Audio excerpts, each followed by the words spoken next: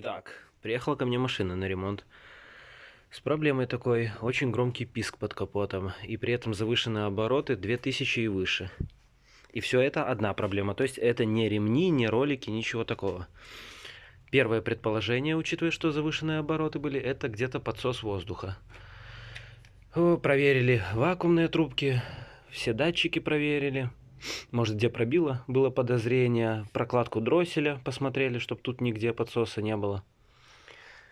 Снял впускной коллектор, поменяли прокладку под впускным коллектором. Ничего не поменялось. Также писк очень громкий, такой как ультразвук. И обороты 2000 и выше. Когда проверял, решил уже посмотреть форсунки. На всякий случай, вот они тут стоят. Форсунки недавно были мененные с разборки. Вот они помеченные желтеньким.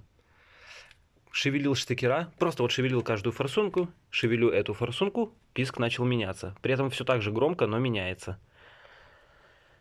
Как оказалось, сняв рампу, поменяв просто форсунку на старую, писк пропал, обороты упали до нормы. Проблема была просто в форсунке. Я первый раз с таким сталкиваюсь. Вот эта форсунка, тоже помеченная с разборки. При этом все форсунки были на проверке. И по проверке они как бы вроде как хорошие.